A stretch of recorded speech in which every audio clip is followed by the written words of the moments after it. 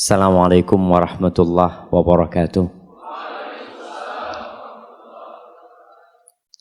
Ana dari tadi nunggu muqaddimahnya panjang banget. Ana berdiri sampai pindah-pindah di dalam sana. Tapi muqaddimah itu penting. Karena tanpa muqaddimah kita nggak bisa masuk. Alhamdulillah. Alladzi bi ni'matihi tatimmus shalihat. Segala puji bagi Allah Jalla Jalaluh yang karena nikmatnya kebaikan-kebaikan menjadi sempurna, yang karena rahmatnya niat-niat baik hamba dapat terlaksana. Semua keindahan yang kita lihat dalam kehidupan kita, semua kenyamanan yang kita rasakan, Masya Allah, ada apa rame-rame di sini? Ada tempat kosong di sini. Ustadz, oh Ustadz gimana nggak kasih tempat Ustadznya? Ambilin kursi satu lagi Ustadznya. Ustadz pakai kursi. Ini kajian bukan buat Ustadz ini, menu-menuin tempat nanti Ustadz. Ini buat jamaah Ustadz. Masya Allah, astagfirullahaladzim. Itu semangat nutut ilmu beliau. Alhamdulillah jamaah. Semoga Allah meneguhkan kita di atas agamanya sampai mati husnul khatimah. Allahumma salli wa sallim wa zid wa barik wa an'im ala sayyidina wa maulana Muhammadin wa ala alihi wa ashabihi ajma'in. Ya Allah, semoga salawatmu, salam, berkah dan nikmatmu senantiasa engkau curahkan untuk hamba kekasihmu, untuk baginda Nabi kita Muhammad sallallahu alaihi wasallam, untuk keluarga beliau, untuk istri-istri beliau, untuk putra-putri beliau, dan untuk seluruh sahabat Nabi, yang terutama untuk Abu Bakar As-Siddiq, untuk Umar bin Khattab, untuk Utsman bin Affan Dzinnurain, dan untuk Ali bin Abi Thalib Abis Sibtain radhiyallahu taala anhum ajma'in. Amma ba'd. Apa temanya? Pernikahan tidak harus cinta. Cinta itu bukan segala-galanya dalam pernikahan, tapi diperlukan ada cinta. Sebagian orang berpikir, kalau cinta sudah hilang dari rumah tangga, maka solusinya adalah berpisah dan bercerai. Terkadang kita melihat banyak perceraian yang disebabkan hal-hal remeh, yang seharusnya kalau suami istri itu berpikir, perceraian itu tidak terjadi. Apabila terjadi pernikahan karena cinta yang sudah tumbuh sebelum pernikahan, selama tidak mengantarkan kepada perbuatan haram seperti pacaran. Antum kadang-kala cinta sama seorang perempuan, awal datang ke masjid Imam Syafi'i, lihat perempuan, Allahu Akbar, ana mau sama dia nih. Umpamanya, boleh. Antum lihat, ana lihat anaknya baik ya, subhanallah, lihat auranya dalam kondisi mendung tapi tetap terang itu perempuan, Masya Allah. Ini kan membuat orang kadang-kadang jatuh cinta dia. Ketika itu wanita juga cinta sama antum, apa yang harus antum lakukan? Lamar dia. Subhanallah. Kata Rasul sallallahu alaihi wasallam dalam hadis yang diriwayatkan Ibnu Majah, lam nara lil mutahabbaini mislan nikah. Kami itu tidak pernah melihat untuk dua orang yang saling mencintai obatnya yang lebih manjur daripada pernikahan. Jadi kalau antum cinta sama dia, bismillah. Pernikahan itu obatnya, bukan pacaran. Karena sebagian orang, apalagi yang muda-muda di masa sekarang ini, hampir pernikahan mereka itu dimulai dengan pacaran. Jarang sekali yang nikahnya sesuai dengan syar'i. Kadang-kala sebagian sudah berpacaran bertahun-tahun. Ada sebuah kejadian, ana masih ingat di Purworejo. di Jawa Tengah sana. Itu tuan rumah cerita, Ustaz, ana punya keponakan, Ustaz. Ini baru nikah, Ustaz. Sebulan yang lalu mungkin di sini. Pernikahannya baru berumur 6 hari, Ustaz, sudah bercerai, Ustaz. Padahal mereka pacaran 6 tahun. Sejak SMA sampai kuliah. Selesai kuliah menikah. Dan na'udzubillah ya. Dalam masa pacaran itu sudah banyak dosa yang dikerjakan dan dilakukan. Maka kalau antum cinta dengan seseorang, silahkan lamar. Tapi gimana Ustaz kalau ditolak Ustaz? Ya cari yang lainnya. Kenapa antum bingung? Emangnya perempuan cuma satu cuma. Ada sebuah syair Arab yang mengatakan, Naqil fuadaka haitsu syi'ta minal hawa mal hubbu illa lil habibil awwali. Engkau silahkan pindahkan hatimu kemana engkau suka, tapi cinta tetap buat kekasih yang pertama. Kam manzilin fil ardi ya'lafuhul fata wa haninuhu abadan di awwali manzili. Benar enggak jemaah? Benar enggak? Kayaknya belum enggak tahu Ustaz. Yang muda-muda enggak tahu lah. Yang tua tahu Ustaz Khairul kayaknya udah tahu beliau itu kan. Itu hati bisa kemana-mana. Tapi kadang-kala masih kepikiran dengan cinta pertama dia. Memang berat. Akan tetapi, tatkala antum mencintai seseorang kemudian cinta antum ditolak karena keluarganya tidak menerima antum. Karena itu perempuan juga mungkin tidak suka sama antum. Bismillah. Antum minta kepada Allah Azza wa Jal, Alladzi lahu mulkus samawati wal ard. Allah yang memiliki kerajaan langit dan bumi agar memberikan kepada antum seorang pasangan hidup. Antum mau satu mau dua? Minta bebas sama Allah Azza wa Jal. Antum boleh minta sama Allah Subhanahu wa taala. Minta pasangan hidup yang lebih baik daripada seorang yang antum cintai.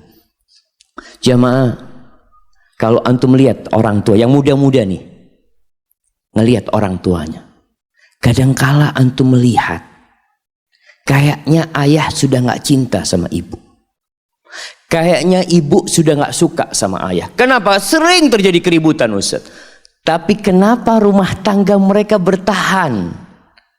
Nih buat yang tua-tua yang sudah punya anak banyak, jangan dipikir istri antum cinta sama antum. Kadangkala kesian sama antum. Aduh kesian bapakmu itu, takut ibu tinggal stroke nanti. Kadangkala kan kesian, betul. Makanya tidak semua pernikahan itu dibangun di atas cinta. Allah Azza wa Jal ketika berbincang tentang pernikahan, Allah mengatakan, wa min ayatihi an khalaqalakum min anfusikum azwaja litaskunu ilaiha wa ja'ala bainakum mawaddatan wa rahmah inna fi dzalik la ayat liqaumin yatafakkarun. Di antara tanda-tanda kebesaran Allah Azza wa Jal, Allah menjadikan pasangan hidup kalian dari diri kalian sendiri. Manusia menikah dengan manusia, manusia tidak menikah dengan binatang. Makanya kalau ada yang bertanya, Ustaz boleh nggak Ustaz menikah sama jin?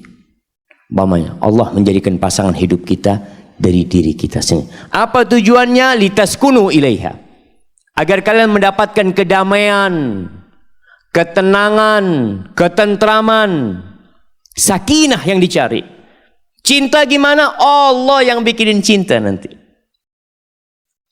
Apa kata Allah? Wa ja'ala bainakum mawaddatan wa rahmah.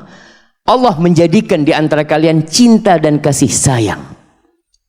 Antum lihat ketika Allah mengatakan pasangan hidup kita dari diri kita sendiri, Allah mengatakan khalaqa, itu milik Allah semuanya.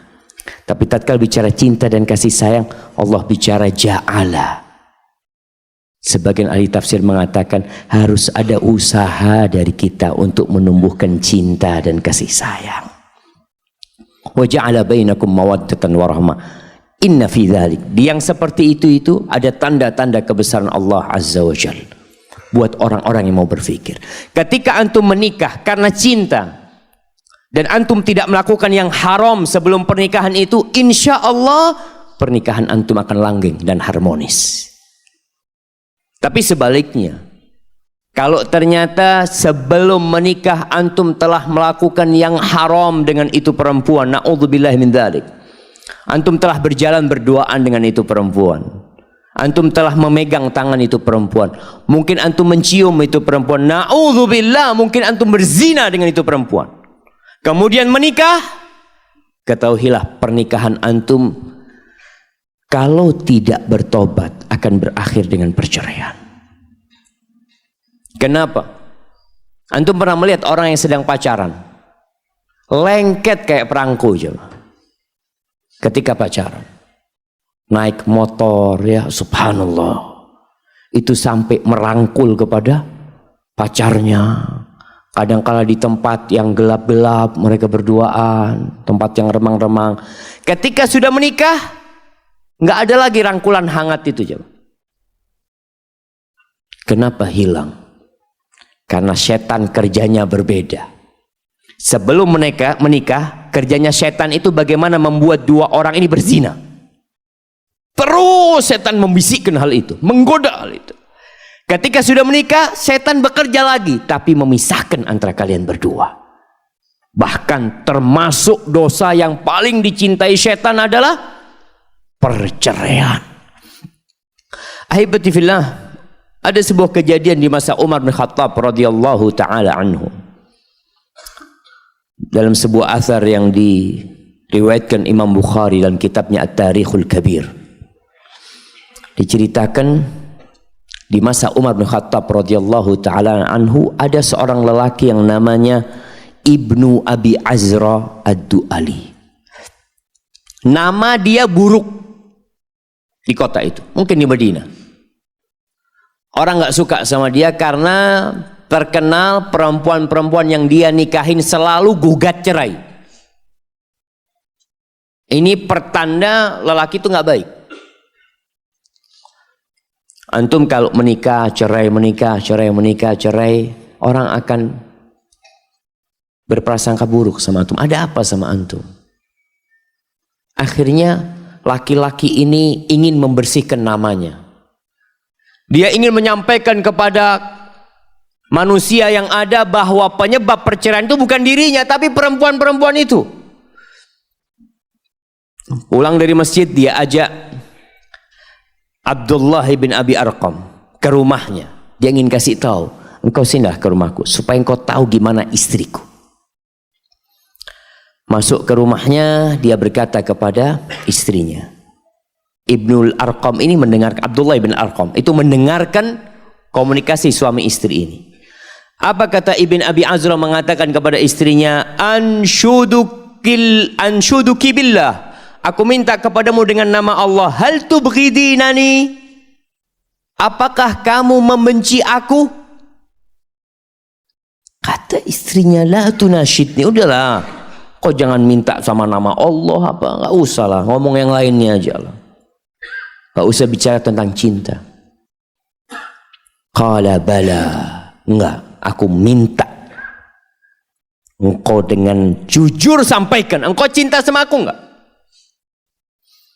Akhirnya perempuan ini mengatakan, Allahumma na'am, iya, aku benci sama kamu. Ibn Abi Azrah akhirnya berkata kepada Abdullah bin Arqam, atasma, engkau dengar tadi omongan dia? Gimana aku mau hidup sama seorang wanita yang tidak cinta sama aku? Bagaimana kondisi rumah tanggaku? Akhirnya berangkatlah dia menuju kepada Umar bin Khattab radhiyallahu taala anhu. Dia mengatakan, ya Amirul Mukminin, itu orang-orang membicarakan kalau aku ini mendolimi para wanita. Engkau tanya nih sama Abdullah nih, bagaimana kondisi istriku sebenarnya? Akhirnya dipanggillah istrinya sama Umar supaya datang istrinya ini. Umar berkata kepada dia, antil lati tuhadditsina zawjaki annaki tubghidinahu, kamu yang tadi ngomong sama suamimu kamu benci sama dia. Qalat ya Amirul Mukminin, wahai Amirul Mukminin, dia itu minta sama aku dengan nama Allah. Gimana? Apa boleh aku bohong? Qala na'am. Boleh bohong. Bapak-bapak, bohong yang boleh itu 3. Siapa yang bisa jawab? Mana hadiahnya? Insyaallah. Naam, fadhal. Bohong ketika perang. Ketika suami untuk baikan istri. Kayak apa modelnya? Bohong untuk meraih istri. Nggak bohong beneran loh. Yang ketiga?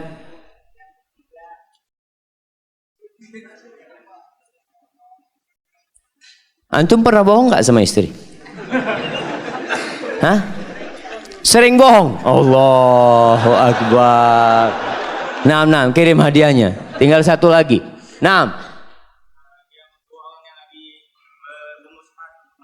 mendamaikan 2 orang yang bermusuhan. Masya Allah, kirim. Yang kecil hadiahnya jangan banyak. Ini cuma 1 jawabnya. Kirim ke belakang. Jazakallahu khair Ustaz. Nah, jamaah. Fakdzibi, ketika kau bohong sama suamimu. Jadi bohong dalam urusan rayu merayu itu boleh. Bukan bohong beneran sebenarnya jamaah. Ditanya engkau cinta enggak sama aku? Allahu Akbar. Sejak aku bangun tidur, aku kebayang sama kamu aja dari tadi. Allahu Akbar. Nah, bohong enggak apa-apa. Fakdzibi alaik. Lalu apa kata Umar bin Khattab? Fa inna aqallal buyut alladhi yubna 'alal hub. Walakinnan nas yata'asharuna bil islami wal ihsan. Sedikit rumah yang dibangun di atas cinta, jemaah. Sedikit. Ada, naam ada. Itu akan menjadi sempurna ketika rumah tangga itu dibangun di atas cinta. Tapi kalau cinta itu hilang, karena biasanya seorang lelaki melihat ya istrinya mungkin tidak secantik yang dulu. Istrinya tidak seramping yang dulu. Karena biasanya perempuan habis nikah hamil, punya anak, hamil, punya anak. Kadang-kala dia mulai cinta itu hilang sama istrinya. Tapi kebanyakan orang itu bermuamalah, bergaul sama istrinya, istri bergaul sama suaminya itu bil islami wal ihsan. Ingat dengan 2 hal ini. Islam, kamu itu muslim. Kamu itu punya kewajiban berbuat baik sama binatang. Kita ini disuruh berbuat baik sama binatang, jemaah. Apalagi sama manusia, apalagi ibunya anak-anak kita, istri kita. Wal ihsan, innallaha ya'muru bil ihsan. Kita diperintahkan untuk berbuat baik. Inilah yang menjadi standar seorang mukmin, seorang muslim ketika bergaul sama keluarganya. Itu yang menyebabkan pernikahan itu bertahan, jemaah. Tidak harus dengan cinta. Makanya yang muda-muda ini ketika mau menikah, nggak harus antum cinta dulu sama itu perempuan. Tapi antum harus cocok. Ngerti cocok? Cocok itu bahasa kerennya apa? Matching. Matching ya. Ustaz Tol ngomong matching tadi. Ih, cocok jemaah. Ada kecocokan. Kecocokan dari sisi apa? Di sini kecocokannya itu tanya sama Nabi kita Muhammad sallallahu alaihi wasallam. Gimana Nabi kita cara cari perempuan yang cocok? Yang pertama, anak akan berbicara tentang bagaimana mencari suami yang cocok. Ini buat akhwat. Kriteria suami yang cocok untuk menjadi komandan di rumahku, untuk menjadi nahkoda di bahteraku, untuk menjadi bapak dari anak-anakku. Karena banyak terjadi kezaliman di dalam rumah tangga itu gara-gara sang wanita tidak memilih suami yang cocok. Dia memilih suami yang kaya, memilih suami yang tampan. Maka subhanallah, setelah berjalan 2-3 tahun di sini wanita itu menyesal, kenapa ana menikah dengan dia? Ternyata suami ana suka memukul. Ternyata suami ana tidak menghargai kerja keras istrinya. Maka yang pertama, buat para akhwat nih, dan buat para orang tua, ketika hendak menikahkan putrinya, carilah lelaki yang agamanya baik, akhlaknya mulia. Agamanya baik, akhlaknya mulia. Rasul sallallahu alaihi wasallam mengatakan, "Idza ja'akum man tardawna dinahu wa khuluquhu fa'ankihu."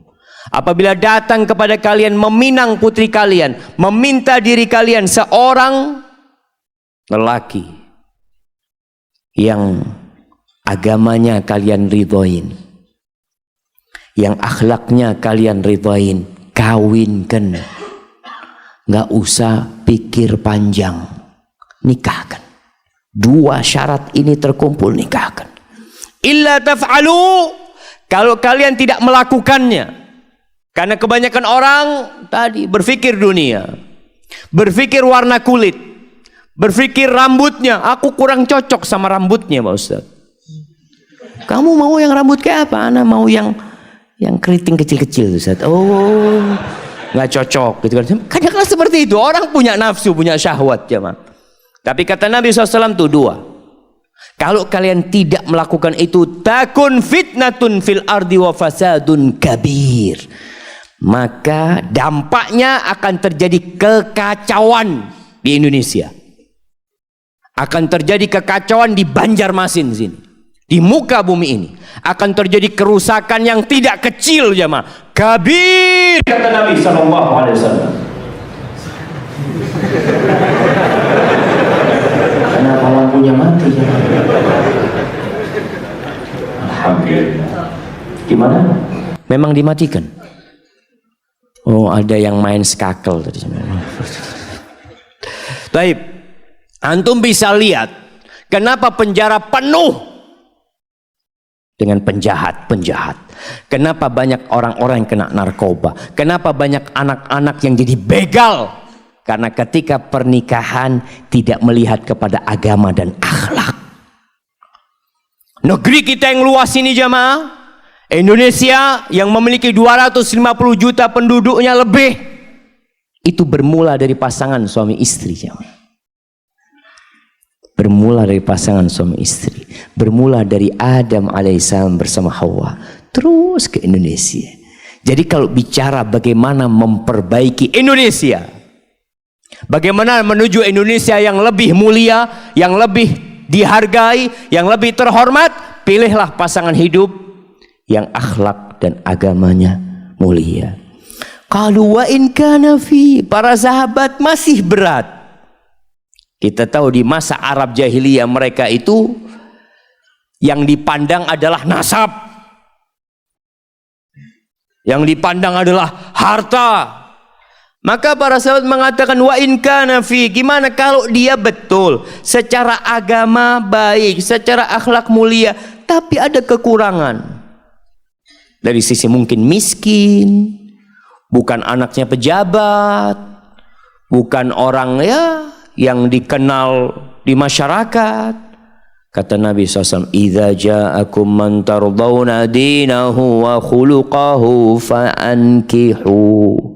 3 kali Nabi menekankan. Ingat, gak harus cinta jamaah, cocok.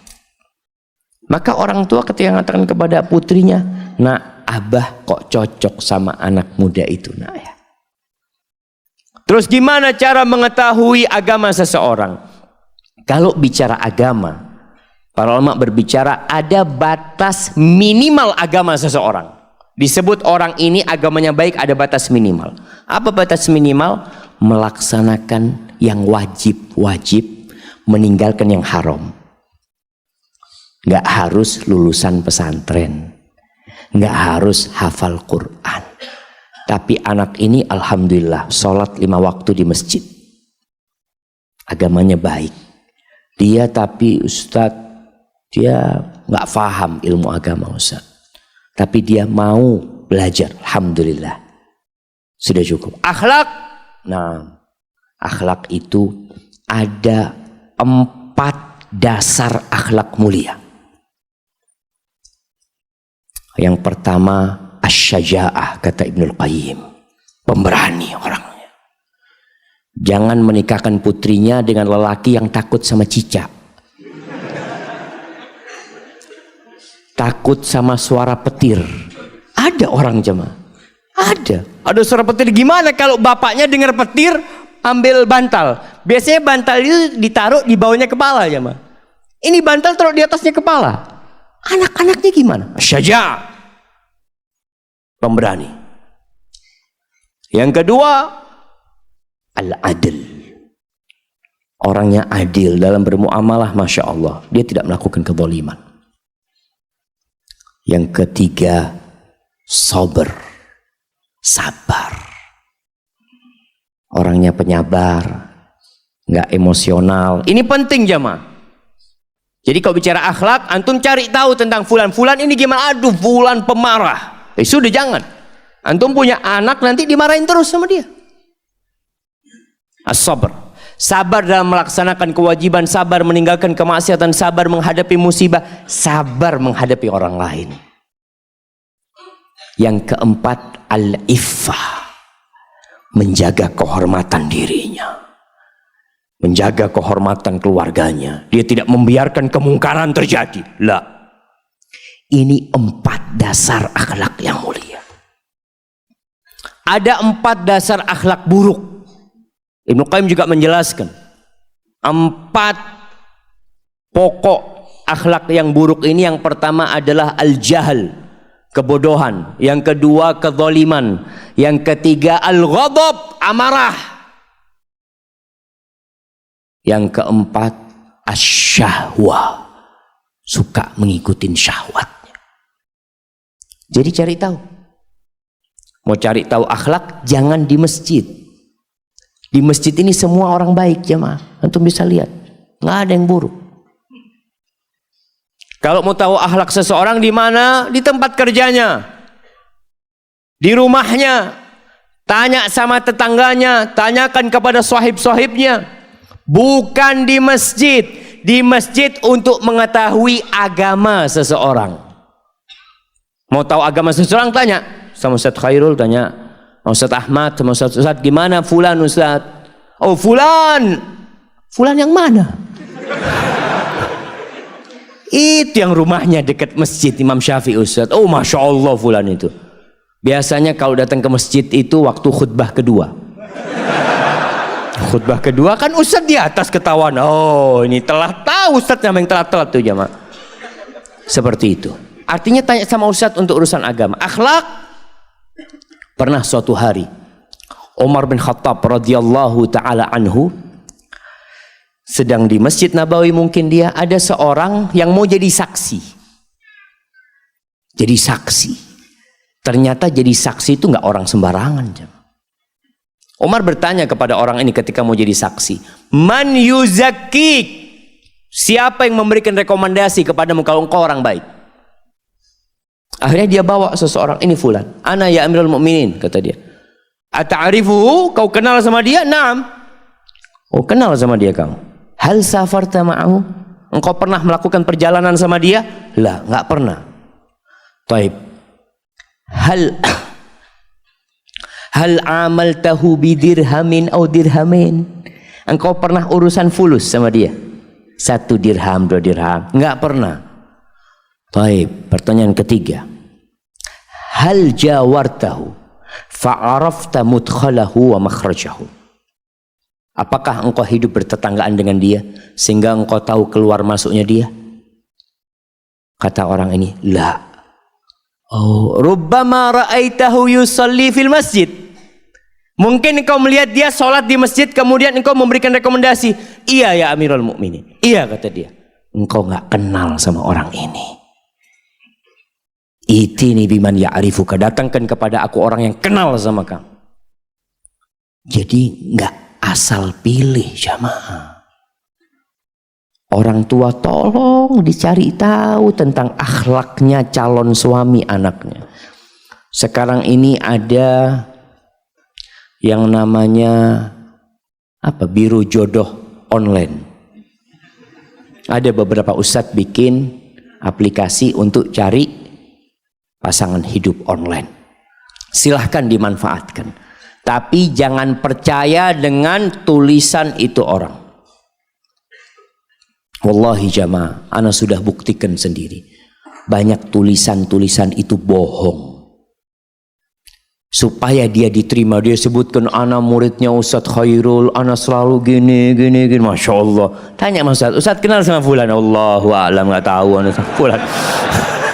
Beliau akan kasih tahu, nggak tahu ternyata, tapi dia sebutkan di sana. Maka berhati-hati.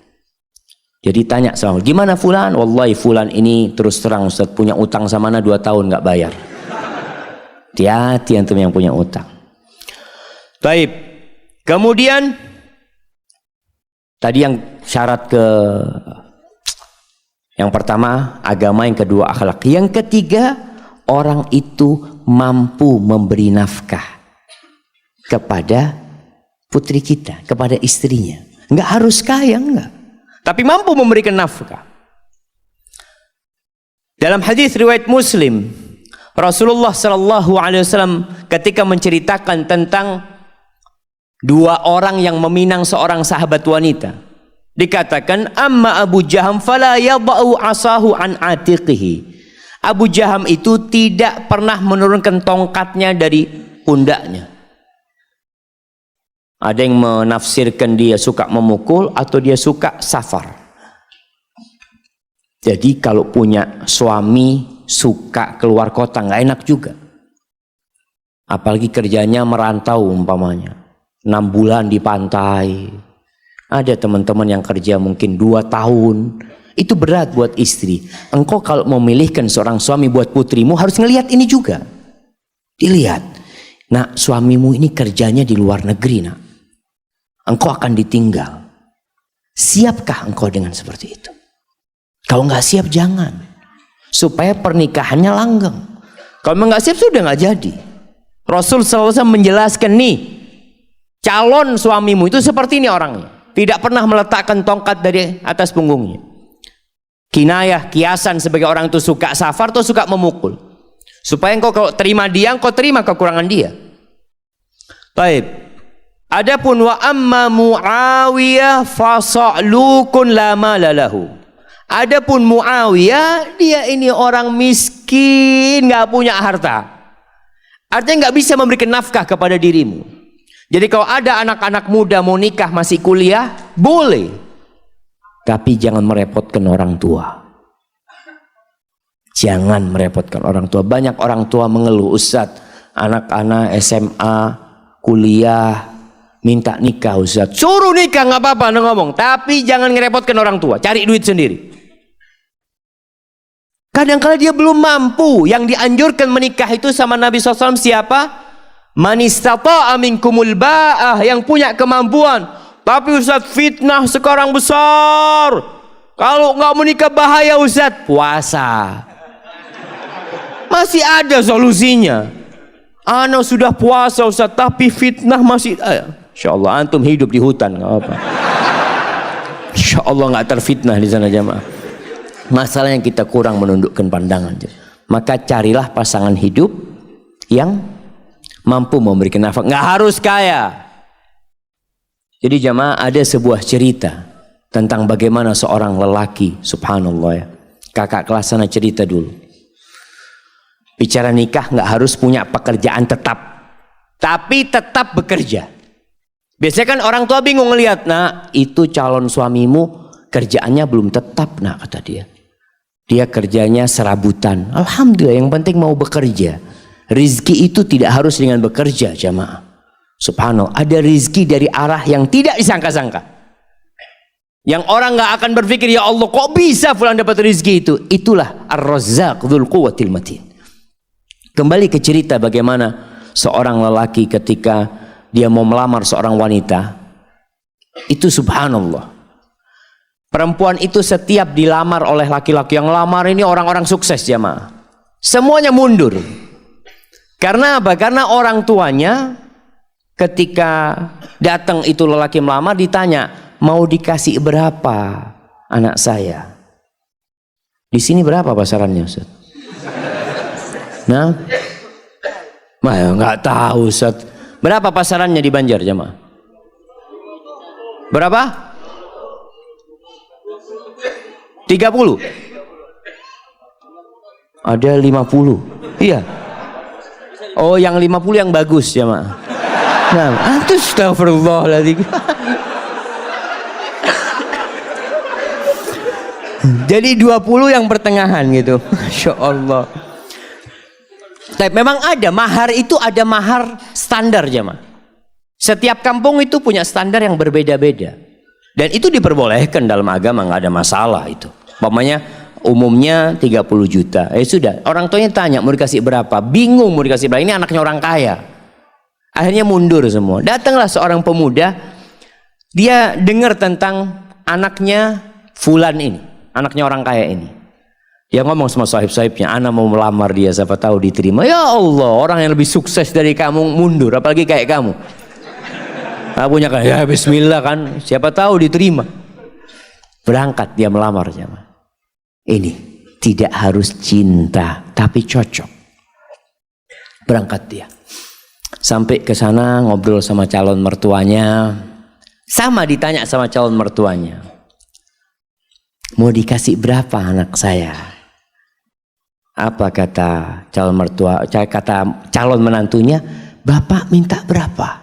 Oh Allah jamaah. Ini jamaah. Kamu jual saya beli. Minta berapa? Masya Allah. Karena dia memang makelar jamaah.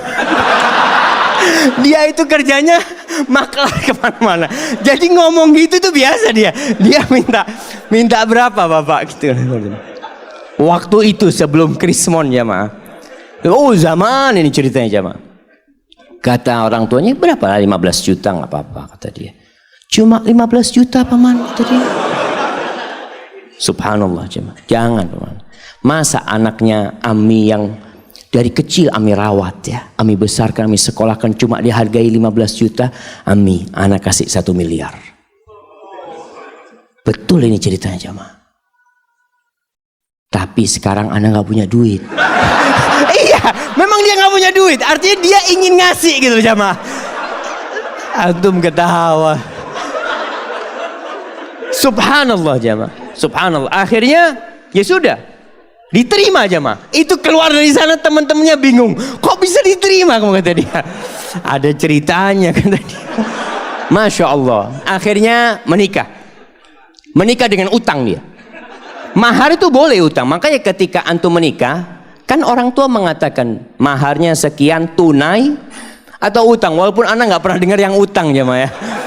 Karena yang disebutkan maharnya itu cuma 100.000, 1 juta seperti itu.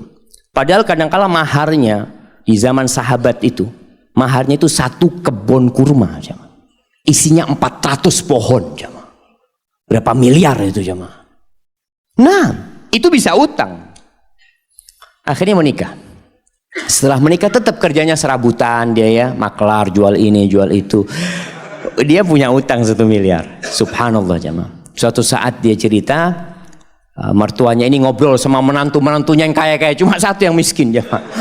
Yang kaya-kaya, ngobrol masalah durian jemaah. Oh Masya Allah, durian yang enak, durian ini, itu macam-macam. Akhirnya si menantunya yang miskin ini minta izin. Paman, anak mau keluar dulu sebentar ya, kata dia. Akhirnya dia keluar rumah ke tempat sohibnya, pinjem duit 20.000. Anak pinjem duit 20.000. Kan buat apa ini? Mertua anak kepingin durian. Dia beli durian jemaah. Dia bawa sampai rumah masih ngobrol durian ini jemaah. Dia ngomong, paman afwan anak nggak bisa beli yang bagus, yang mudah-mudahan ini enak buat paman. Itu mertuanya langsung jatuh cinta sama menantunya nih jemaah. Yang kaya raya cuma ngomong doang durian. Ada langsung beli jemaah. Subhanallah jemaah. Antum itu kalau jadi menantu yang bener. Mertua ngomong durian berarti kepingin durian. Masya Allah jemaah. Ini akhirnya nih menantu jadi menantu kesayangan. Sampai kakeknya istri dia itu, neneknya pernah suatu hari karena sayangnya sama ini menantu ya, baik menantu ini. Cuma duitnya memang nggak banyak. Tapi dia mau kerja. Makanya ketika itu dia mengatakan lupa. Nah, salah satu yang diucapkan kepada calon mertuanya nih, paman anak sekarang nggak punya duit, tapi alhamdulillah Allah kasih anak akal bisa berpikir, Allah kasih anak lutut, anak bisa berjalan. Anak insya Allah akan lunasin hal itu. Subhanallah. Sampai suatu hari dia dipanggil sama neneknya istrinya. Kata neneknya, nak, nenek ini punya duit 500 juta. Nenek mau kasih buat kamu. Subhanallah jemaah. Si menantu malu jemaah, janganlah nenek kalau mau kasih ke cucunya nenek. Biar nanti anak pinjam, anak putar duitnya. Tadi, masya Allah. Antum ketawa. Ini laki-laki terhormat jemaah. Artinya dia nggak mau terima, dia nanti mau pinjam sama istrinya. Kalau sudah punya istrinya dia bisa pinjam. Masya Allah jemaah. Akhirnya diberikan kepada istrinya, duitnya diputar, dia lunasin 1 miliar jemaah.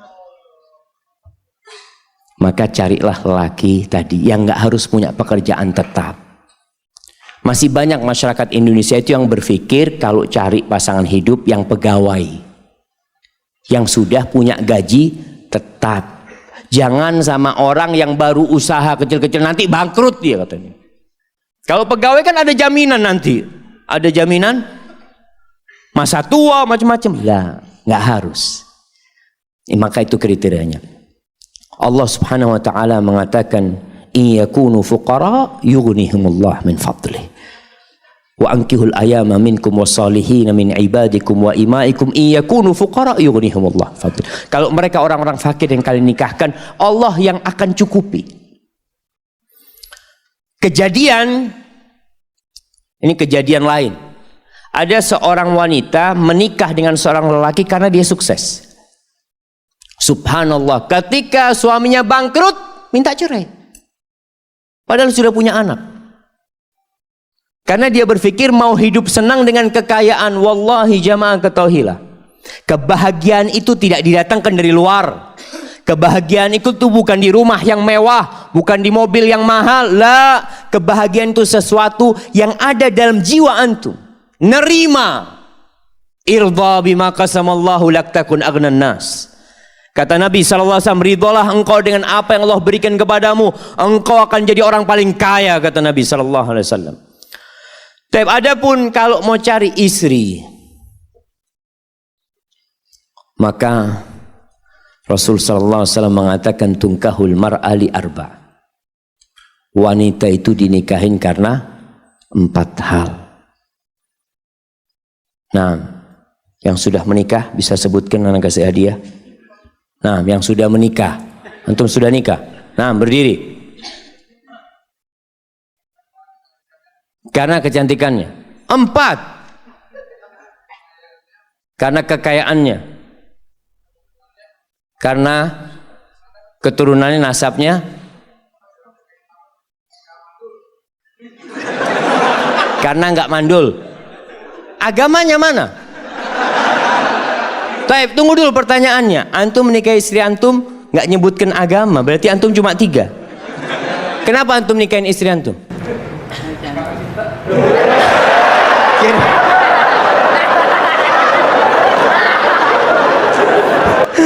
Masya Allah, Masya Allah. Ambil hadiahnya. Hadiahnya ditukar, Afan. Hadiahnya ditukar. Karena dia menikah karena cinta, anak kasih keluarga sakinah. Masya Allah. Bismillah. Alhamdulillah jamaah. Ada yang menikah karena cinta. Apa yang menyebabkan dia cinta? Wallahu a'lam. Bisa jadi karena cantik. Istri antum mudah-mudahan cantik. Tapi ingat, kecantikan itu akan hilang. Tapi kalau cinta yang ada di hati kita tidak akan pernah hilang dengan izin Allah SWT. Kata Nabi SAW, tunkahul mar'atu li arba, limaliha, wa hasabiha, wa li jamaliha, wa li diniha.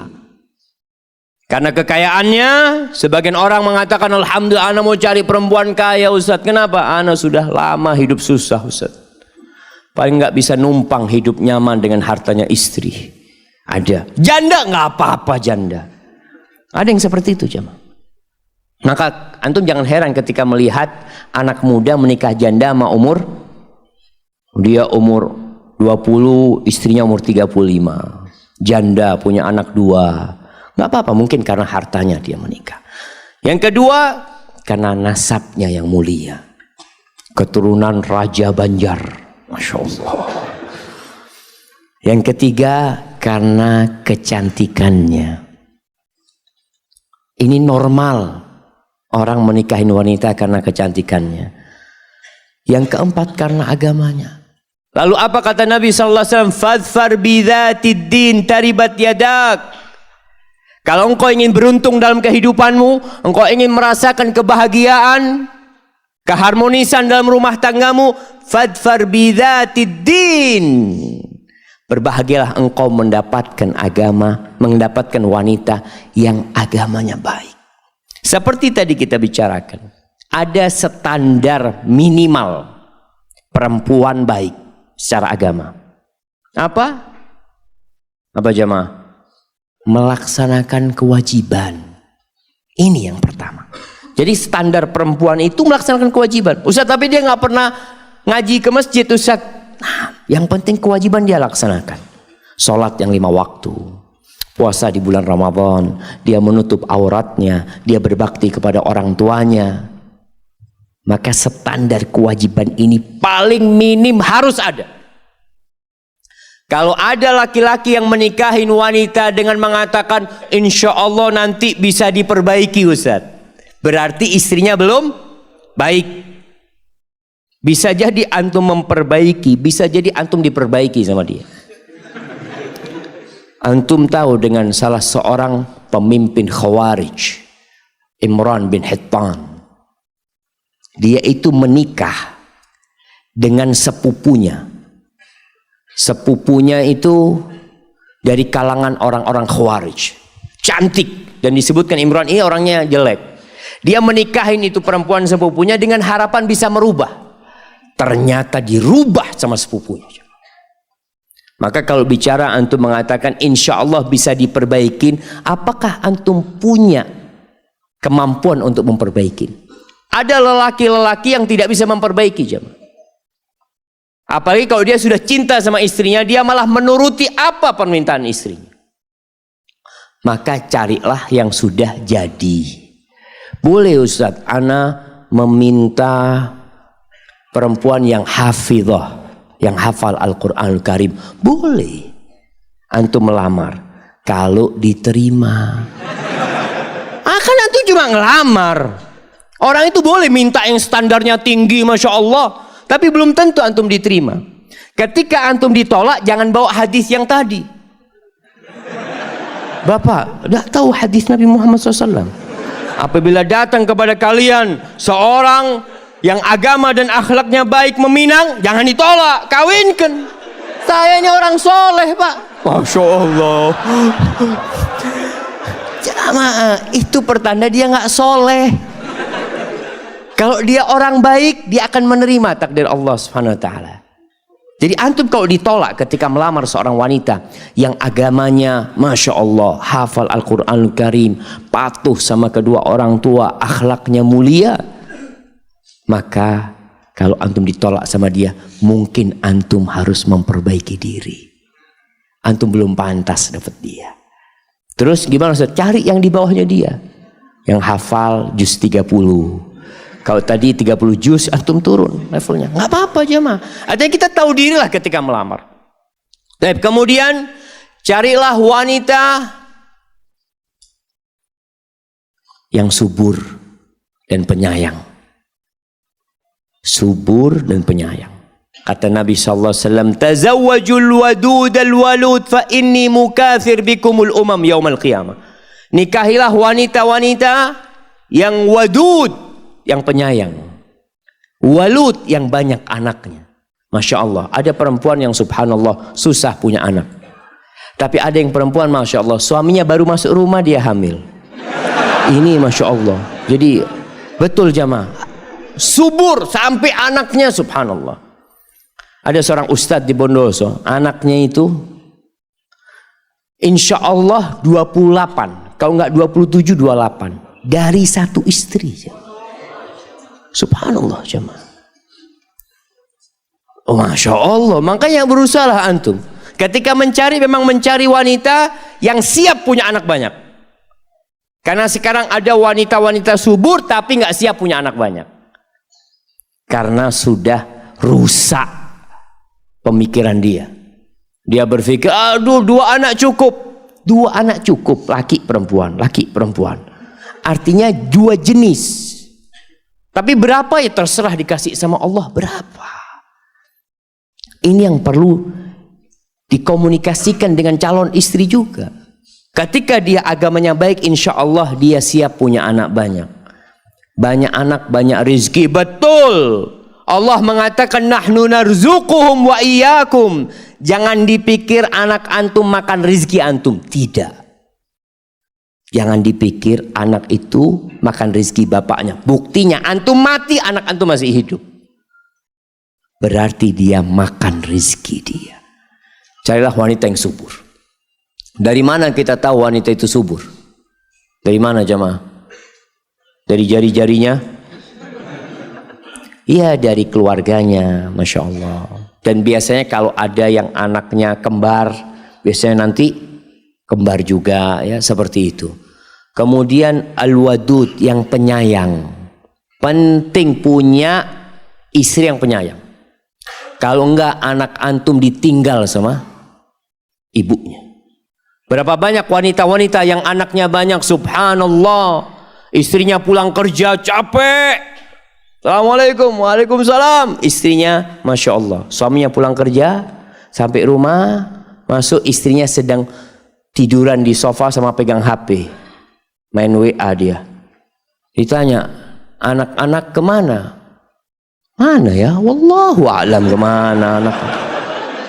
Antum anaknya 7, istri ngomong wallahu a'lam. Dicari satu, ternyata makan di rumahnya tetangga. Yang satu ada main di got, apa seperti itu. Jangan. Maka antum harus cari istri yang penyayang. Dari mana kita tahu istri penyayang? Lihat kondisi kehidupan dia. Kalau dia suka sama kucing, ada yang suka sama binatang, cinta sayang, insya Allah sama anak lebih sayang. Ada perempuan yang nggak suka sama anak kecil. Kalau dititipin anak kecil, aduh enggak, taruh sana. Bahaya antum punya istri kayak gitu. Antum akan jadi penggendong anak antum, istri nggak mau gendong anaknya. Maka tazawwajul waludal wadud, fa inni mukatsir bikum umal yaumal qiyamah. Kemudian jamaah, yang terakhir berkaitan dengan melihat kepada yang cocok, yang tidak harus cinta, tapi kita dianjurkan untuk nazar, untuk melihat yang hendak kita nikahin. Melihat apanya? Ya melihat yang engkau sebenarnya tertarik sama perempuan itu dari sisi apa? Anak akhlaknya alhamdulillah insya Allah orang itu baik. Ya silahkan lihat wajahnya. Rasulullah SAW memerintahkan kepada beberapa sahabat untuk melihat calon istrinya. Undur ilaiha. Engkau lihat kepada calon istrimu. Kenapa? Fa inna fi ayunil ansari syai'an. Engkau lihat di matanya orang Ansar itu ada sesuatu. Engkau coba lihat. Engkau tertarik enggak? Jangan-jangan nanti akhirnya kecewa. Karena ada pernikahan tanpa nazar berakhir dengan perceraian. Ana mendengarkan ceramah atau membaca di sebuah buku kejadian di kota Al-Ain di Uni Emirat sana. Ada seorang ditawarin sama ibunya, nak, ini ada perempuan, nak, dikasih tuh perempuan itu kayak gini. Apa kata anaknya? Siap bu, aku cocok sama itu perempuan. Apalagi pilihan ibunya. Ibunya tahu dengan selera dia. Subhanallah. Pernikahan itu menghabiskan uang 2 juta dirham. 2 juta dirham itu sekarang kira-kira ya berapa jemaah? 1 dirham itu 4.000 juta. 8 miliar. 8 miliar. Pernikahan dia biasa orang kaya-kaya yang di mana? Emirat sana. Subhanallah. Laki ini belum pernah ngelihat ya, melihat istrinya itu malam pernikahan. Dia buka, shock dia. Ternyata tidak sesuai dengan yang dia impikan, yang dia gambarkan. Akhirnya 2 pekan cerai. Ya mau gimana? Maka Nabi SAW menyuruh kita melihat. Maka antum nazar kepada perempuan. Datang kepada perempuan. Kalau memang belum nazar, kalau sudah bolak-balik kelihatan perempuan itu memang nggak pakai cadar, antum ngelihat lagi. Ngelihat itu cukup sekali. Coba suat anak kok belum pas. Lihat 2 kali boleh. 6 jamaah. Para ulama menyebutkan berapa kali boleh nazar kepada perempuan yang hendak kita nikahin. Antum cari yang membuat antum tertarik itu apa? Dan nazar ini Syekh bin Utsaimin rahimahullahu ta'ala dalam kitabnya Syarhul Mumti itu mengkaji bahwa nazar ini ada syaratnya. Syarat yang pertama, antum benar-benar mau menikahi dia. Ini syarat yang pertama. Yang kedua, ada harapan besar diterima. Kalau antum harapannya kecil, nggak boleh antum nazar. Karena nazar ini jamaah, antum diperbolehkan melihat apa yang tidak boleh dilihat oleh orang laki lain. Melihat apa? Melihat rambutnya, melihat lehernya. Jadi perempuan yang dinazar itu diperbolehkan pakai baju rumah, pakai daster umpamanya, tangannya kelihatan, kakinya kelihatan. Makanya ketika antum nazar, antum nggak boleh bawa teman. Ana mau nazar yuk, kata dia. Nggak boleh. Karena teman antum haram buat dia nazar, buat antum halal. Karena antum mau menikah. Antum nazar kepada dia.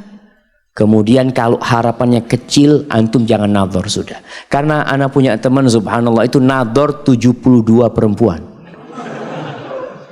Iya.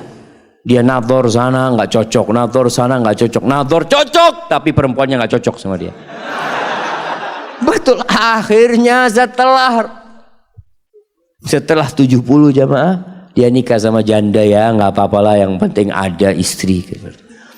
Maka diperhatikan ini, nazar, diperintahkan untuk nazar. Ahibati fillah, Rasulullah sallallahu alaihi wasallam ketika ditanya wanita yang paling mulia, apa kata beliau? Allati idza nazarta ilaiha sarratka. Yang kalau engkau memandang kepada dia, dia itu menyenangkan hatimu, membahagiakan dirimu. Apakah karena wanita itu cantik? Ada dua penafsiran para ulama. Yang pertama karena memang perempuan itu cantik, tapi kecantikan ini akan turun jemaah. Mau tidak mau, ketika antum menikahin wanita karena kecantikannya, sampai rumah antum 2 pekan antum sudah biasa sama itu perempuan. Para ulama menjelaskan bahwa kita melihat sesuatu yang belum kita miliki tidak dalam wujud aslinya. Tapi kalau sudah kita milikin, antum akan bosan sama dia. Kenapa ada istilah rumput tetangga lebih hijau dari rumput sendiri? Karena antum tidak memiliki dia. Antum bisa bayangin lah dalam kehidupan kita. Antum kalau kepingin HP, lihat teman antum, Masya Allah, ada jam HP ya, lihat ya Allah, kapan anak punya kayak gitu. Setiap dibuka jam itu antum, Masya Allah, dilihat terus. Motor, yang belum punya motor atau kepingin motor yang bagus-bagus, setiap motor itu lewat, itu akan mengambil perhatian antum. Di lampu merah, antum lihat, Masya Allah, kapan anak punya kayak gitu. Ketika jadi milik antum itu motor, 2 pekan. Hari pertama antum liatin ya di ruang tamu, Masya Allah motor ana, Masya Allah. Tiap hari dimandiin, dapat sebulan nggak dilihat sama antum. Seperti itu dengan istri kita. Maka kalau bicara cantik, cantik itu tidak bertahan lama. Makanya kadang-kadang antum melihat istri, Allah ternyata kayak gini istri ana, masih cantikan istri tetangga. Na'udzubillah. Tapi ada wanita yang bisa mempercantik dirinya dengan akhlaknya, dengan pelayanannya kepada suami, sehingga inilah para ulama mengatakan sarratka, yang kalau dipandang membahagiakan kamu karena dia pandai mempercantik dirinya, selain berhias, mempercantik diri di rumah, dan dengan pelayanan-pelayanan yang baik sehingga suaminya betah di rumah. Intinya menikah itu tidak harus cinta, tapi cocok sama dia. Hadza wallahu a'lam bishawab. Itu yang bisa saya sampaikan pada kesempatan kali ini. Mungkin kita masuk ke sesi tanya jawab karena anda lihat sudah numpuk pertanyaannya jamaah. Masya Allah.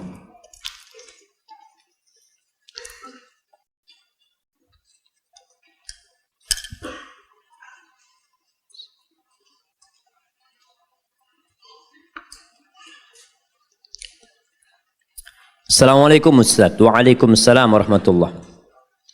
Bagaimana hukumnya pernikahan pasangan yang dulunya Nasrani? Setelah memiliki beberapa anak, mereka masuk Islam. Apakah mereka harus menikah ulang dengan cara Islam? Dan bagaimana dengan anak-anaknya? Apakah mereka termasuk hasil hubungan yang sah? Baik. Para sahabat Nabi yang mereka suami istri di masa jahiliyah, kemudian masuk Islam, apakah mereka disuruh nikah lagi sama Nabi Muhammad SAW? Tidak perlu nikah lagi. Kalau dia masuk Islam, alhamdulillah, dan anak-anaknya yang sah. Jadi sama itu pernikahan, bukan perzinaan. Kalau mereka nggak menikah, beda lagi, karena ada kumpul kebo. Mereka nggak nikah. Jadi pada waktu sebelum masuk Islam, memang dia nggak menikah. Dia kumpul kebo sampai punya anak. Ketika masuk Islam, maka harus menikah. Karena memang dahulunya mereka berzina, bukan menikah.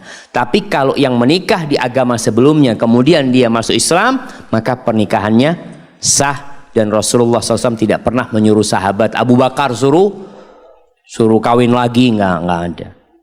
Hadza wallahu a'lam bissawab. Ustaz, ana mau minta saran. Ana dan istri ana bekerja. Alhamdulillah diberi rezeki dan amanah seorang putri yang sekarang berusia 3 bulan. Ana dan istri memiliki pemikiran istri untuk resign bekerja karena kami hendak mendidik anak dengan tuntunan agama. Tapi kebutuhan juga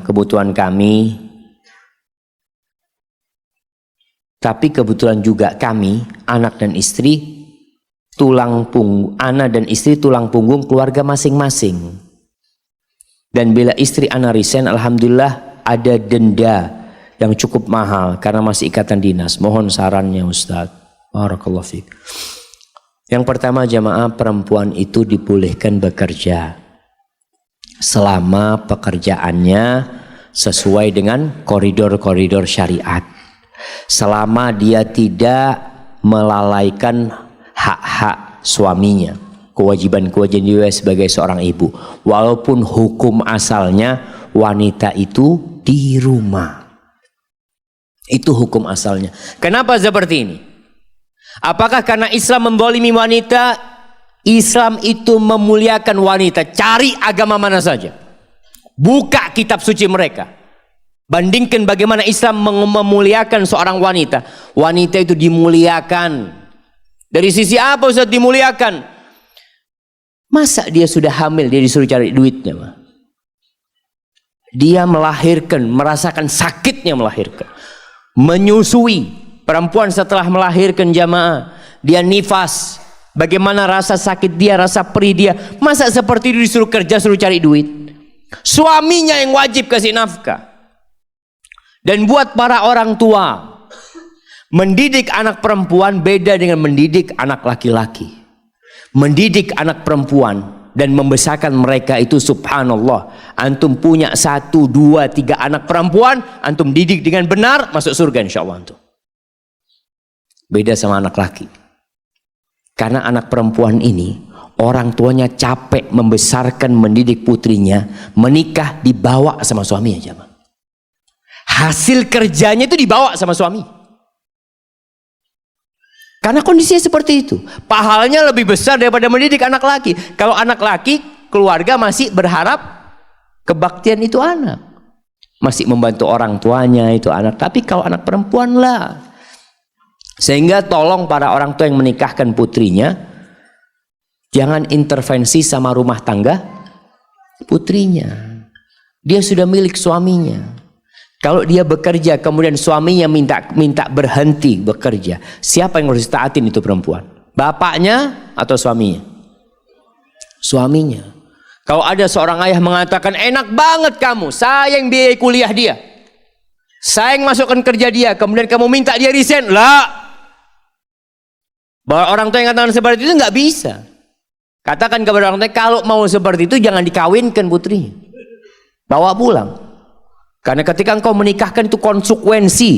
Seorang ayah mengatakan, zawwajtuka wa ankahtuka binti, aku nikahkan engkau, aku kawinkan engkau dengan putriku dengan mahar sekian. Lalu sang suami mengatakan, qabiltu, aku terima. Selesai, jemaah. Beralih tanggung jawab itu, jemaah. Maka para orang tua jangan berharap besar kepada putrinya di dunia, tapi silahkan berharap besar di surga Allah Subhanahu wa ta'ala. Itu janji Nabi Muhammad SAW. Kunna hijaban minan nar. Kunna hijaban lahu minan nar. Itu anak-anak perempuan akan jadi hijab dari api neraka buat kedua orang tuanya. Maka buat ana, kalau kerjaan istri tidak bertentangan dengan agama Allah SWT dan anak masih ada yang akan merawatnya dengan benar, maka silahkan. Tapi kalau tidak, lebih baik resign. Terus gimana Ustaz dengan mertua? Antum bantu mertua. Antum sampaikan, mudah-mudahan ada rizki, tetap kita bantu orang tuamu. Karena termasuk ihsan yang tadi kita bicarakan, seorang menantu membantu mertuanya. Hadza wallahu a'lam bissawab. Apa sunnah saat bayi kita baru lahir haruskah kita adzankan dan tembuninya kita kubur? Apa tembuninya? Ari-arinya. Jadi bicara sunnah di adzanin ini ada hadisnya. Hadis itu dihasankan oleh Ibnul Qayyim rahimahullahu ta'ala dalam kitabnya Tuhfatul Maudud fi Ahkamil Maulud. Akan tetapi hadis itu didhaifkan oleh ulama-ulama lainnya, sehingga sebagian ulama tidak mengamalkannya. Dan mungkin itu yang lebih kuat jemaah, yang mendhaifkan hadis itu lebih kuat. Tapi kalau ada yang mengamalkan, maka ketahuilah hadis yang dipakai adalah hadis yang lemah, walaupun dihasankan oleh para ulama yang lainnya. Adapun berkaitan dengan ari-arinya, ya dikuburlah lebih baik supaya tidak menimbulkan bau. Jadi dikubur bukan karena ada keyakinan macam-macam, enggak. Karena memang dengan dikubur paling tidak ya menghilangkan rasa bau. Bukan dikubur kemudian ada ritual tersendiri ya. Waktu anak-anak yang terakhir mau lahir itu ditanya sama bidannya, ini ari-arinya mau dikemanakan, kata dia. Mereka sudah siap wadah khusus jemaah, wadah dari tanah gitu ya, dikasih bumbu macam-macam ini itu. Iya, anak pikir enggak, sudah buang aja, bener dibuang Pak Ustadz. Ya mau diapain? Dibuang, kata dia. Artinya memang dibuang. Bagaimana cara membuangnya? Ya mungkin dikubur cara yang paling baik gitu loh. Jangan dibuang ke sampah, jangan. Jadi dikuburlah hari-hari itu. Hadza wallahu a'lam bissawab. Saya ingin istri saya tidak bekerja, tetapi istri saya tetap ingin bekerja. Bagaimana cara? Karena menurutnya bekerja sebagai guru, karena menurutnya guru menjadi amal jariah untuk dia. Bagaimana menurut Ustadz? Iya, tetap ngomong sama istri, engkau digaji berapa? Mama, ana jadi guru gaji 2 juta, ana gaji 2,5 juta. Kerja apa? Tetap guru. Di mana? Di rumah. Tapi memang guru ini amalan yang mulia jemaah. Artinya kalau memang tadi guru pun ya kadang kala waktunya habis buat anak didiknya, lupa dengan anak sendiri. Tapi kalau istri antum dibutuhkan sama sekolah tersebut, mungkin antum bersabar. Dan kadang-kala di sekolah-sekolah agama ya, guru-guru perempuan itu diperlukan. Kita di kampus di Jember itu kekurangan dosen wanita. Sulit kita memiliki dosen wanita. Sedangkan kampus kita kampus putri. Dosen wanita itu subhanallah, nanti ada libur cuti hamil, ada cuti lahiran, ada cuti menikah. Kadang-kala mereka belum menikah, setelah menikah dibawa sama suaminya. Akhirnya kita bikin dosen lagi. Maka kalau memang profesi dia dibutuhkan oleh umat, maka antum persilahkan dia menikah. Terus Ustaz, anak ini kadang-kala punya kebutuhan yang tidak terlayani, antum nikah lagi nggak apa-apa. Halal jamaah. Kenapa? Jadi seorang wanita pun tahu diri, nggak apa-apa, engkau mau nikah lagi, fadhol. Anak dapat ingin jadi guru mamanya. Halal kalau mampu berbuat adil. Kalau enggak, antum sabar. Hadza wallahu a'lam. Masya Allah. Ini angin dari mana jemaah? Antum kasih satu-satu zamana. Bismillah. Masya Allah. Buat kipasan. Apakah termasuk istri durhaka apabila setiap hari istri minta dipijitin? Astagfirullah. Ini jamaah. Padahal suaminya bukan tukang pijit dan bukan pengangguran. Kalau suami nggak mau mijit, sang istri ngancem, nggak mau ngasih. Kalau lagi mau, sang istri kerja dari pagi sore di luar rumah, padahal sudah disuruh berhenti kerja, tapi dia nggak mau. Dia menjawab, mau makan apa kita? Anak-anak mau jadi apa? Padahal kalau sekedar untuk makan hidup suami mampu. Subhanallah, berarti antum salah pilih istri ini jemaah. Ya, butuh penjelasan sama istri. Kalau antum lihat nikmat yang Allah sediakan buat laki-laki di surga itu, bidadari-bidadari. Karena kecondongan lelaki kepada wanita lebih besar. Sedangkan wanita kecondongannya kepada apa? Harta, kepada perhiasan dunia ini. Sehingga banyak terjadi gugat cerai itu masalahnya ekonomi. Bukan karena suami tidak mampu, tapi karena suami tidak bisa memberikan lebih kepada istrinya. Kenapa banyak wanita yang jadi TKW? Kenapa? Mereka punya suami di Indonesia. Karena ambisi dunianya besar. Dan kadangkala pendidikan agamanya sedikit. Yang membuat orang kaya, tadi kita sudah sampaikan, anti itu bisa kaya. Bisa hidup mewah dengan satu cara. Apa? Ridho dengan pemberian Allah. Wallahi jamaah. Irda bima qasamallahu lak takun aghnan nas. Jadi kalau bicara sama istri, antum sebagai komandan. Istri juga nggak boleh nyuruh suami, nggak boleh. Minta boleh sama suami. Bang, minta tolong bang. Kalau nggak capek, minta pijetin bang. Minta, bukan nyuruh. Dan suami ketika hendak menggauli istrinya, wajib istri untuk taat sama suaminya. Jadi bukan sama jamaah. Allah mengatakan walahunna mithlul ladzi 'alaihinna bil ma'ruf walirrijali 'alaihinna darajah. Wanita itu punya hak yang sama dengan kewajiban dia. Sama dengan suami. Dia punya hak dan kewajiban yang sama. Walirrijal 'alaihinna darajah. Tapi para lelaki itu punya kedudukan satu derajat lebih daripada istrinya. Istri yang seperti tadi, istri yang durhaka. Dan seorang istri kalau disuruh berhenti sama suaminya, katakan sami'na wa ata'na. Dan alhamdulillah jamaah, tadi Anda sampaikan Islam itu memuliakan para wanita.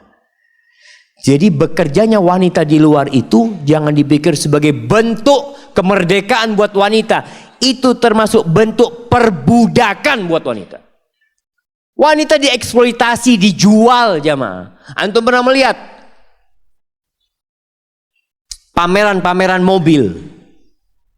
Siapa yang duduk di sebelah mobil? Ada yang jenggotan kekar gitu ya di sebelah mobil? Enggak ada.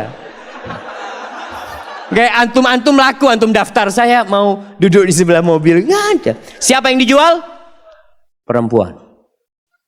Perempuan di sana. Dijual. Antum pernah lihat iklan? Anda pernah lihat, sampai sekarang Anda masih ingat. Iklannya kulkas ya.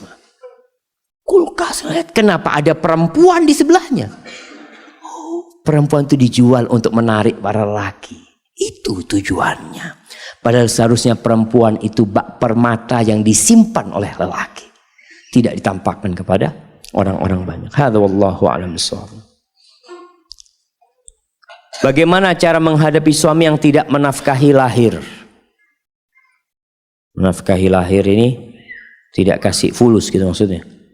Nah, sekali lagi, anti salah pilih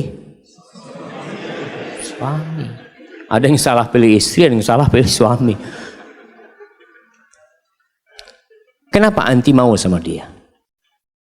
Kita tadi sampaikan salah satu syarat, bukan syarat, kriteria suami idaman itu adalah dia memberikan nafkah walaupun tidak kaya, nggak harus kaya, semampunya. Liyunfiq dzu sa'atin min sa'atih. Terus apabila seorang suami tidak memberikan nafkah kepada istri, istri bisa menuntut. Itu hak dia. Kalau suami males. Tapi kalau suami giat, suami anak giat Ustaz, tapi memang kayaknya rezekinya susah dia Ustaz. Dia berusaha untuk bekerja, tapi kadang-kadang nggak ada hasil. Ya di sini seorang istri hendaklah bersabar menghadapi suaminya yang tidak memberikan nafkah secara lahir. Tapi kalau suaminya males, nggak mau kerja, kadang-kadang dia dapat duit dimakan sendiri ya, buat foya-foya macam-macam, anti perlu kasih nasihat. Kalau nggak bisa dikasih nasihat, anti cari orang lain untuk memberikan nasihat. Kadangkala suami ini egois, kadangkala kalau yang ngasih tahu istrinya itu dia nggak terima. Tapi kalau yang ngasih tahu ustadz, orang lain, dan boleh seorang istri boleh mengadukan suaminya, jangan menggibahin suaminya. Jangan curhat sama orang hanya untuk menceritakan keburukan suaminya, jangan. Tapi engkau bisa berangkat kepada seorang dengan harapan dia memberikan nasihat. Seperti Umar bin Khattab radhiyallahu taala anhu. Datang mengadukan siapa? Mengadukan putranya sendiri kepada Nabi Muhammad sallallahu alaihi wasallam. Putranya ini puasa terus, sholat malam terus, nggak pernah deketin istrinya. Bapaknya mau ngasih nasihat mungkin nggak enak. Akhirnya Nabi yang ngasih nasihat sallallahu alaihi wasallam. Seperti itu. Kemudian Umar bin Khattab radhiyallahu taala pernah kedatangan seorang wanita yang menceritakan tentang kebaikan suaminya. Suamiku ini masya Allah selalu bangun malam, selalu puasa sunnah. Kata Umar, masya Allah suamimu suami yang baik. Ketika perempuan itu pergi, kata Ali bin Abi Thalib, ya Amirul Mukminin, dia itu sedang mengadukan suaminya. Dipanggil di sini. Kau tadi mengadukan suami? Iya ya Amirul Mukminin. Akhirnya Umar bisa memberikan nasihat. Jadi kadangkala butuh orang lain jamaah untuk memberikan nasihat. Hadza wallahu a'lam.